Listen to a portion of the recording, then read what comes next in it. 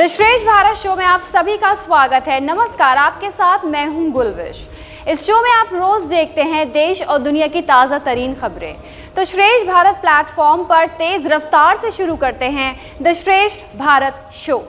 दिल्ली के सीएम अरविंद केजरीवाल को अब 15 अप्रैल तक दिल्ली की तिहाड़ जेल में रहना होगा। दिल्ली की राउज एवेन्यू कोर्ट ने सीएम अरविंद केजरीवाल को तिहाड़ जेल भेज दिया है।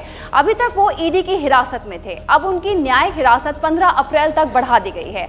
अब अरविंद केजरीवाल को कम से कम 15 अप्रैल तक तिहाड़ जेल में रहना होगा। केजरीवाल की न्यायिक हिरासत खत्म होने के बाद आज राउज एवेन्यू कोर्ट में उनकी जमानत बढ़ाने पर बहस हुई। केजरीवाल के वकीलों की दलील पर ईडी के वकीलों ने कहा कि केजरीवाल से अभी और पूछताछ की जरूरत है। इस पर कोर्ट ने केजरीवाल की न्यायिक हिरासत 15 अप्रैल तक बढ़ा दी है। केजरीवाल के वकीलों ने दवाइयां और 3 किताबें मांगी है। केजरीवाल ने जेल में रामायण, गीता और पत्रकार नीरजा चौधरी की लिखी हाउ प्राइम मिनिस्टर डिसाइड्स किताब मुहैया कराने की मांग की है। ईडी का शिकंजा केजरीवाल पर कसता ही जा रहा है। वहीं आम आदमी पार्टी ने कहा है कि केजरीवाल अब भी मुख्यमंत्री पद से इस्तीफा नहीं देंगे। आम आदमी पार्टी का कहना है कि केजरीवाल जेल से ही सरकार चलाएंगे। हालांकि अब केजरीवाल के लिए जेल से सरकार चलाना आसान नहीं होगा, क्योंकि जेल से सरकार चलाने के लिए केजरीवाल को दिल्ली के एलजी से परमिशन लेनी होगी। अरविंद केजरीवाल पहले मुख्यमंत्री हैं जो जेल से सरकार चलाने की कोशिश कर रहे हैं। आपको बता दें कि दिल्ली के शराब घोटाले में दिल्ली के पूर्व उप मुख्यमंत्री मनीष सिसोदिया और आपके राज्यसभा सांसद संजय सिंह भी तिहाड़ जेल में बंद हैं। पेश किया था और अब चूंकि ईडी अपने रिमांड में रखकर कोई और ज़्यादा पूछताछ नहीं करना चाहती, उन्होंने कोर्ट को रिक्वेस्ट किया कि उन्हें अगले 15 दिन तक जेल में भेज दिया जाए, क्योंकि इन्वेस्टिगेशन अभी बाकी है और ये कोर्ट का कानून का प्रोविज़न भी है कि जब तक इन्वेस्टिगेशन पूरी ना हो या जब तक बेल ना हो जाए, किसी भी मुजरिम को 15 दिन से ज़्यादा जेल में नहीं रखा जा सकता। तो आज 15 दिन के लिए कोर्ट ने 14 दिन के लिए कोर्ट ने उनको जेल में भेज दिया है। दिल्ली के शराब घोटाले में अब आम आदमी पार्टी के 2 बड़े नेताओं सौरभ भारद्वाज और आतिशी की मुश्किलें बढ़ सकती हैं। दिल्ली के शराब घोटाले में पहली बार सौरभ और आतिशी के नाम का जिक्र हुआ है।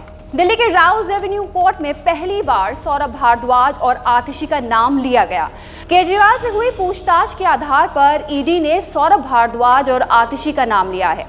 21 मार्च को केजरीवाल शराब घोटाले में गिरफ्तार किए गए थे।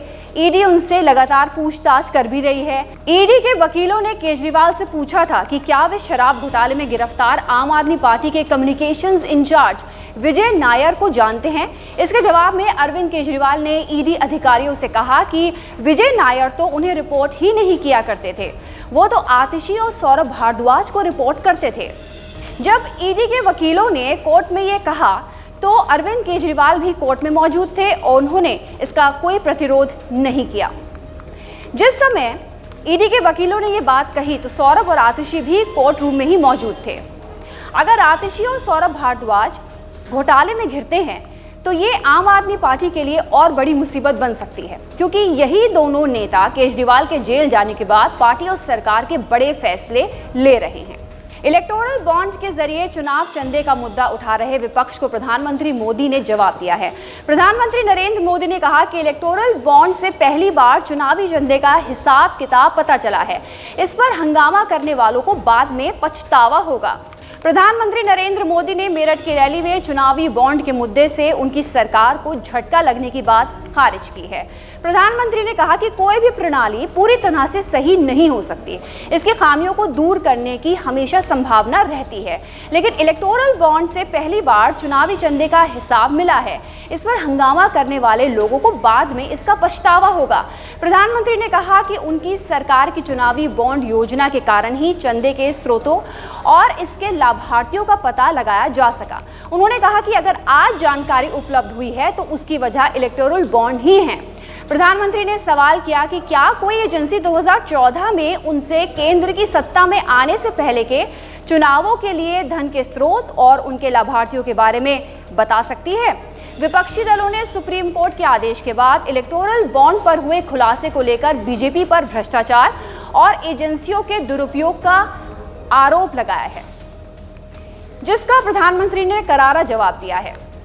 लोकसभा चुनाव के लिए बीजेपी के घोषणा पत्र की तैयारी शुरू हो गई है। आज दिल्ली में बीजेपी की मैनिफेस्टो कमेटी की बैठक हो रही है। बीजेपी ने चुनावी घोषणा पत्र के लिए कमेटी का गठन किया है। रक्षा मंत्री राजनाथ सिंह को समिति का अध्यक्ष बनाया गया है। राजनाथ सिंह के अलावा कमेटी में 27 सदस्य हैं। केंद्रीय वित्त मंत्री Nirmala Sitharaman BJP manifesto committee की संयोजक बनाई गई हैं, जबकि केंद्रीय मंत्री पीयूष गोयल को सह संयोजक बनाया गया है। कमेटी में केंद्रीय मंत्री अर्जुन मुंडा, भूपेंद्र यादव, अश्विनी वैष्णव, धर्मेंद्र प्रधान, स्मृति ईरानी और राजीव चंद्रशेखर के अलावा पार्टी शासित राज्यों के मुख्यमंत्री और कुछ पूर्व उप मुख्यमंत्री भी शामिल हैं। बीजेपी की घोषणा पत्र समिति में गुजरात के सीएम भूपेंद्र पटेल, मध्य प्रदेश के सीएम मोहन यादव, असम के सीएम हेमंत बिस्वा शर्मा और छत्तीसगढ़ के मुख्यमंत्री विष्णुदेव साय के नाम हैं, जबकि पूर्व मुख्यमंत्रियों में शिवराज सिंह चौहान और वसुंधरा राजे के नाम भी शामिल हैं। बीजेपी का घोषणा पत्र 19 अप्रैल को होने वाले पहले चरण के चुनाव के पहले जारी हो सकता है। यूपी में लोकसभा चुनाव के लिए एनडीए और इंडिया गठबंधन के अलावा एक तीसरा मोर्चा भी मैदान में आ गया है। समाजवादी पार्टी की विधायक पल्लवी पटेल ने अपनी पार्टी अपना दल के का ओवैसी की पार्टी AIMIM के गठबंधन उन्होंने कर लिया है। उत्तर प्रदेश में सियासत पल पल रंग बदलती हुई नजर आ रही है। समाजवादी पार्टी की विधायक और अपना दल कमेरावादी की नेता पल्लवी पटेल ने अखिलेश यादव को झटका दिया है। इंडिया गठबंधन से रिश्ता खत्म करते हुए पल्लवी पटेल की पार्टी अपना दल कमेरावादी ने असदुद्दीन ओवैसी की party all India Majlise Ittehadul Muslimeen से हाथ मिला लिया है। दोनों पार्टियों ने दो अन्य दलों के साथ मिलकर यूपी में नया मोर्चा बनाया है।